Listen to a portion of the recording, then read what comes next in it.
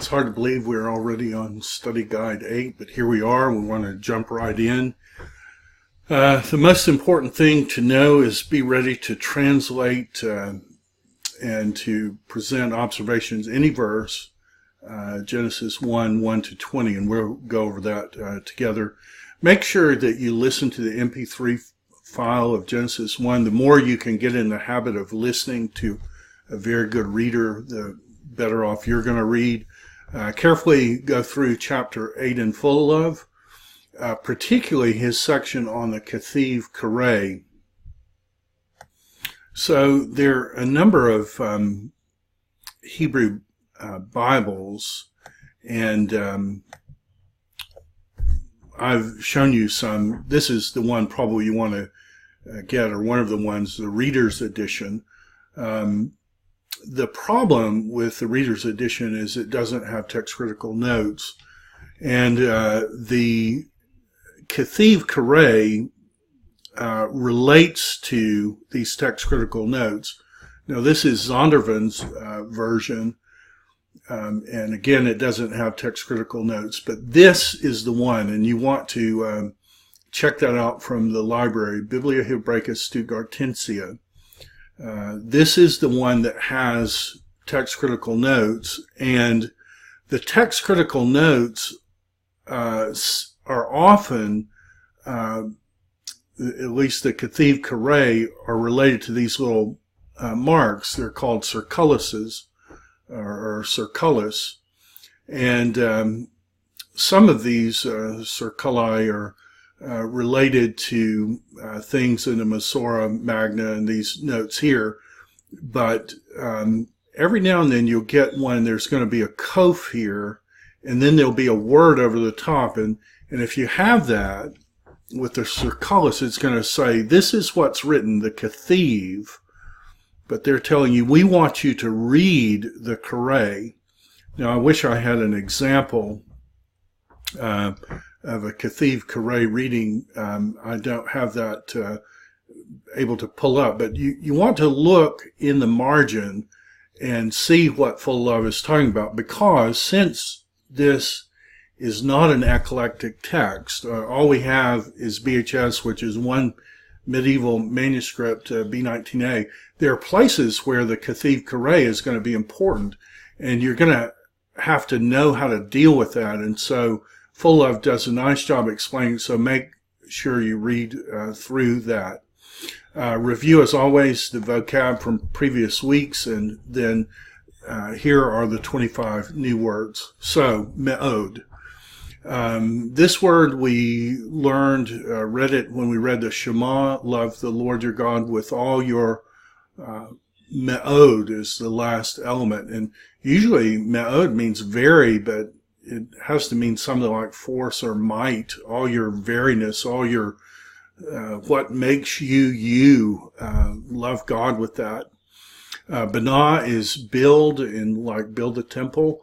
This is also the word that's used of God building Eve. You may know in the New Testament that, or in the Septuagint, it's translated like a demeo, house build. And that word house build is the word then that's used in the New Testament of edify. So God is house building a woman for the first Adam, and he's house building a new woman, the new Eve, for the second Adam. Yara is fear or be afraid. This word is tricky because nearly everybody confuses it with ra'ah, the word to see. So yara is to be afraid, and ra'ah is see, but you know, if you have the preformative, they're going to look very similar. So just notice these two words. This is the fear version. Hema is they. We're familiar with that. Basar, the two will become one basar, one flesh. Lechem is bread. So Bethlehem is the house of bread. Ra is evil, the tree of the knowledge of Tov and Ra, good and evil. Amma is the word cubit, and a cubit is a distance from your elbow to the tip of your forefinger, and that's about 18 inches in most people. This distance from tip to tip is a span. That's usually half of whatever the cubit is, and the hand breadth is half of whatever the span is. So those are the measurements, but the one that occurs most often is this cubit. It also means forearm and doorpost. Lema'an, for the sake of, we've had this from Ezekiel 36. Lema'anikem, not for you. Lo lema'anikem. It is not for your sake that I'm about to act. So, very important word, occurs 218 times. Barith is the word covenant. You cut a covenant. Many covenants in the Bible. The famous one, Jeremiah 31, the new covenant, and based on the covenant of redemption, the eternal covenant in heaven. Yehoshua is Joshua, and this is Yasha, save, and then abbreviation of the word Yahweh. Evan is stone, Ebenezer, we get from it. Ra'ah, the noun, feminine noun version of evil, so misery or badness. Sur is remove, and sure, it's easy to mix these words up, but sur is remove. Barak is bless, so Barack Obama is where his name comes from. Baruch is the one blessed of God. In the verb form, it can also mean kneel, kneel down. Yarash is take possession of. Yarash eretz, et haaretz, to possess the land. This in the New Testament, the meek will inherit the earth. Important kleronomeo, the meek will obtain the land by lot, would be another way to translate that in the Lord's, in the Beatitudes. Chai is living. You may know that the toast in Israel, if you take a drink, you say l'chaim, to life, related to this word. Yosef is add. Joseph's mother, Rebecca, is saying, may God add another son, and he does, Benjamin, and ultimately the perfect new son, Jesus.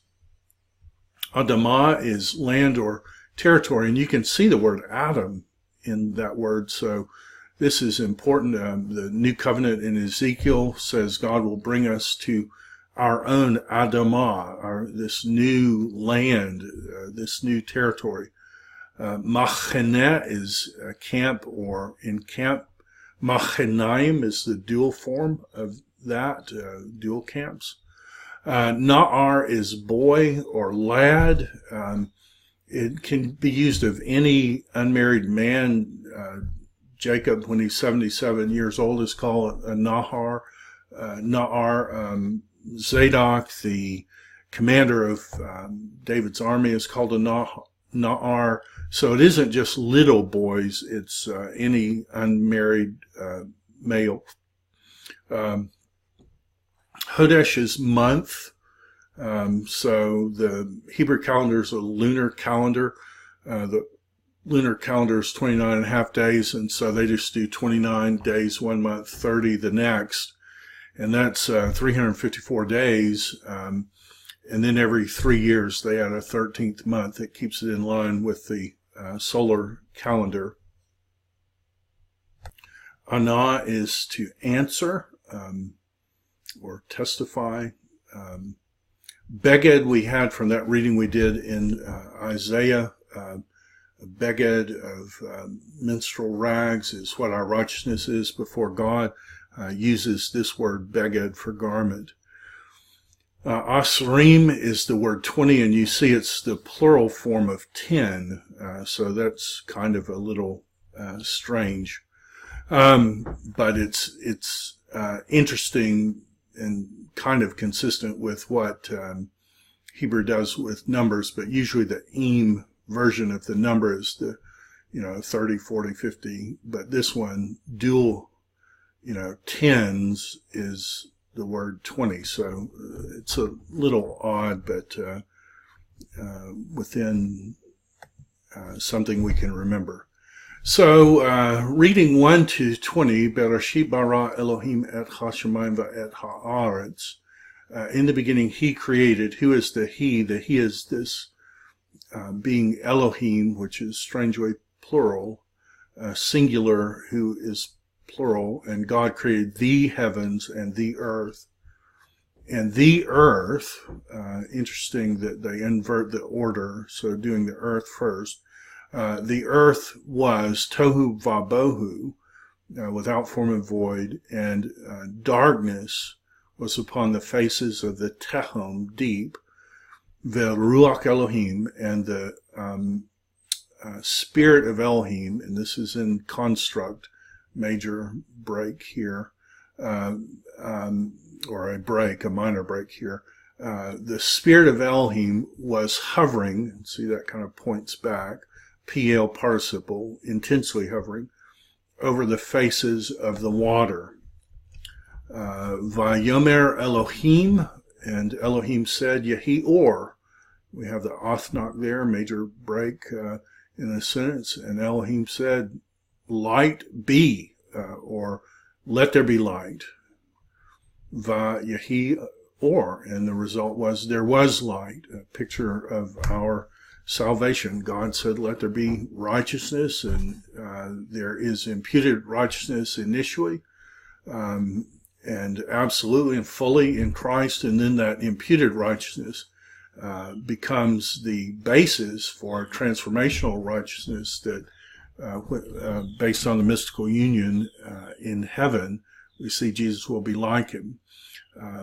The imputed righteousness will be fully transformed people having been made perfect. Vayar Elohim, so this is from Ra'ah. Remember how I said the fear and the sea, this is an example of that. So it kind of looks like fear, but notice the pointing would be different. So Elohim saw saw the light, kitov, that it was good. Vayavdel Elohim, and Elohim caused a division, hifil of badal, between ha'or, between the light, and between the hoshek, between the light and between the darkness. Vayagra Elohim, and Elohim called la'or, to the light. So you don't leave the hey in when you put the preposition on. The only thing that's left of the is this pitha, comments. To the light, God called to the light yom, day. God called the light day, we would say. And then inverted order here, and to the darkness He called. Notice this is a converted imperfect. This is just perfect. And to the darkness He called La'ilah. And there's our major break in this sentence, the Athnach. And to the Hoshek He called night. Vayhi Erev, Vayhi Boker, and there was evening, and there was morning, Yom Echad, day one. Vayomer Elohim, and God said, one of 10 times, Yehi Rakia, let there be a Rakia, Betok, in the midst of, this is from Tavek, and in the midst of Hamayim, in the midst of the waters. Vayehiv Mabdil, and let it be a thing causing a division. Let it be constantly dividing, Bain Mayim Lamayim, between the waters and the waters. Vaya'as Elohim et harakia, and God Elohim made the rakia, that Yavdale, and you could do He caused the division, or you could do the rakia. I'm going to go with the rakia because Mabdil is masculine, and this is masculine, and this is closer. So, and the rakia caused the division between the waters which were from underneath to the rakia, and between the waters which were from upon to the rakia. So we're going to do under the rakia and over the rakia. Vayihi came, and it was so. Vayikra Elohim la rakia, and God called to the rakia, Shemayim. God called to the rakia, the rakia. See, there's our the. But notice heavens, it's just heavens there, but this is the earth, and this is the heavens here. So it's interesting, it's the earth was, but when he makes the rakia, at least initially, it's just Shemayim, not the heavens. And there was evening and there was morning, a second day. Verse 9, Vayomer Elohim, and Elohim said, Kavah, let the waters collect together. So here's our word, kavah, be gathered. It's a nifal imperfect. I would probably list it as a jussive. Let the waters be gathered from underneath the heavens to makom ehad. Like it was yom ehad, now it's makom ehad. To one place. And let there be seen. So this is nifal, and it's listed as imperfect. I would list it as a jussive. Let Yabashah be seen. Of course, biblical theology, when the waters divided the Red Sea, Yabashah will be seen. When the Noah's Ark story is over, Yabashah is seen. Vayikra Elohim, and Elohim called La Yabashah to the rakia. God called to the rakia, Eretz, and notice this is without the definite article, so you have the Eretz being Tohu Vabohu, but now it's Shemayim and Eretz, at least the first time without the definite article. Ul Mikveh, and to the collection of the waters, and again we have that inversion that we had with light and darkness, and to the collection of waters he called Yamim, oceans, Vayar Elohim Kitov, and God saw that it was good.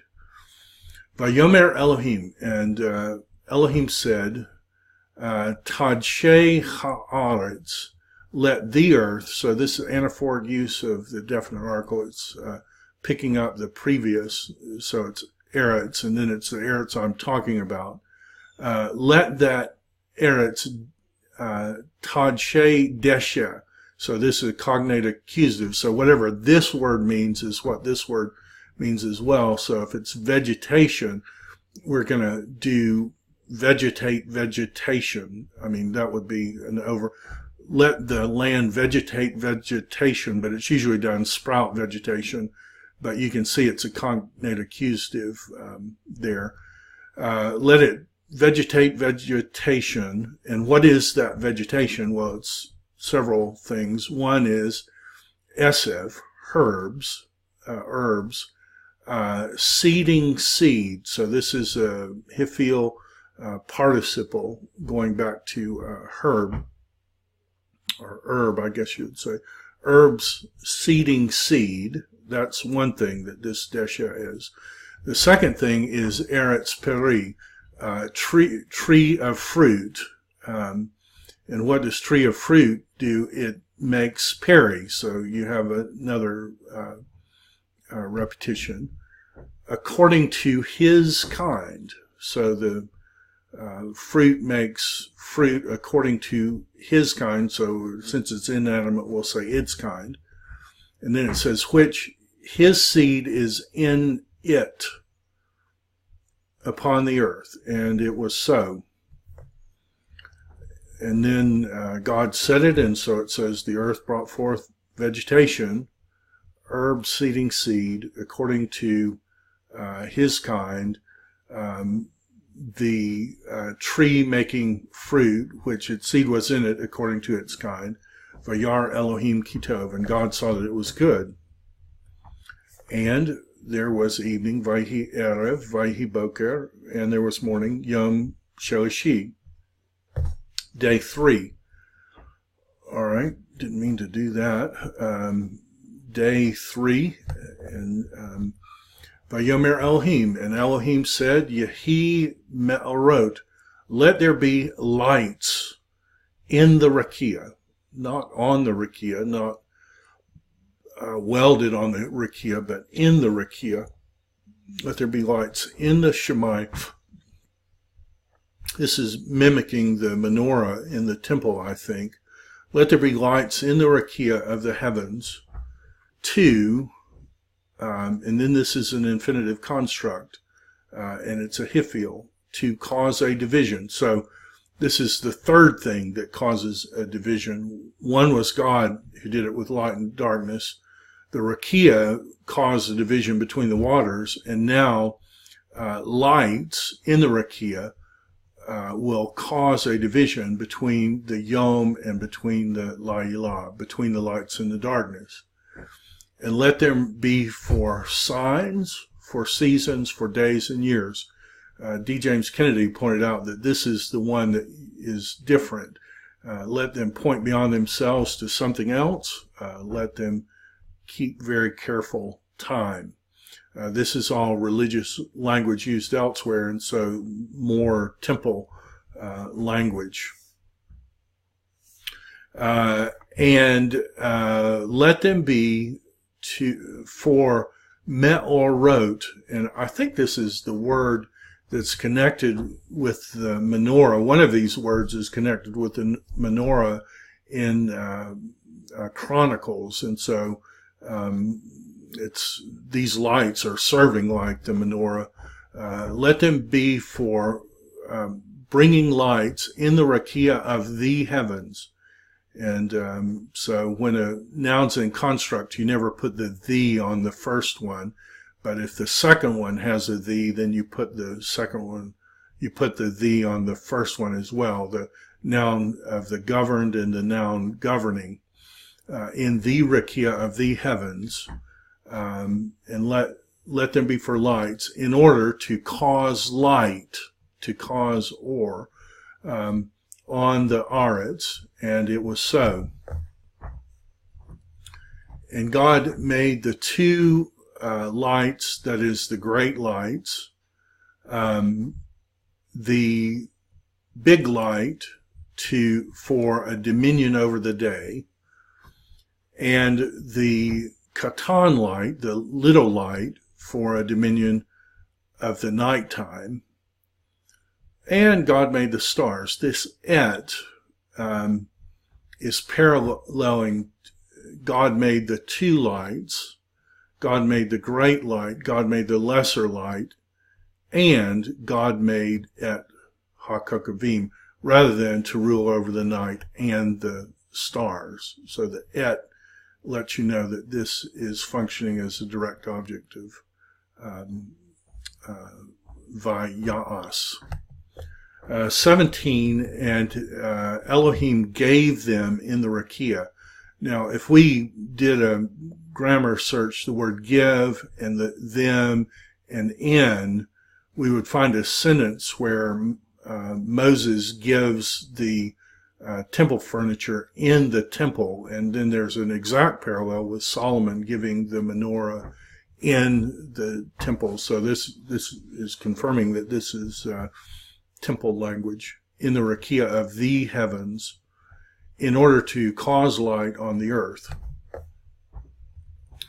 and to mashal, to rule over the day and over the night, and to separate between the light and between the hoshek.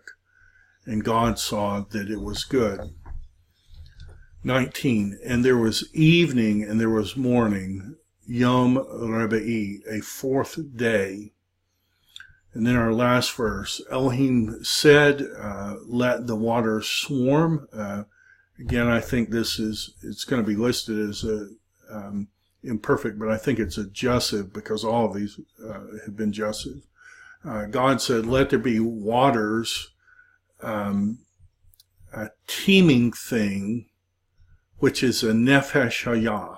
So I think this is means something like we would say an ecosystem, where the whole thing is like one giant nefesh. Let the water swarm a swarm. And you can see the cognate accusative again there. And the let them is because water is plural. It's dual there, but dual counts as plural. Let the water swarm a swarm, which is a nefesh hayah, and let the birds flutter. Now, this is really weird because it's a polale, and that's not one of the binyans that we learned. It is a geminant, so the second radical is a twin. Oddly enough, this same word is used of the seraphs flying around in God's presence, and Saraf elsewhere in even Isaiah, but in the Pentateuch is used of these flaming serpents that bite. And so you have the temple, which is kind of Eden-like, and then you have these creatures in God's presence that are on fire, that are made to praise and made to serve. And we as readers don't really know how to think through that, but it's odd that let the bird flitter about is the same idea of those seraphs in God's presence flittering about. Let them fly upon the earth, upon the faces of the rakia of the heavens.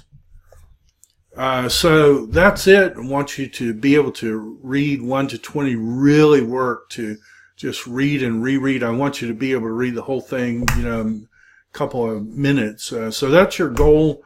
We're well on the way to volume reading. Can't wait to see you guys on Thursday, and I'll see you then.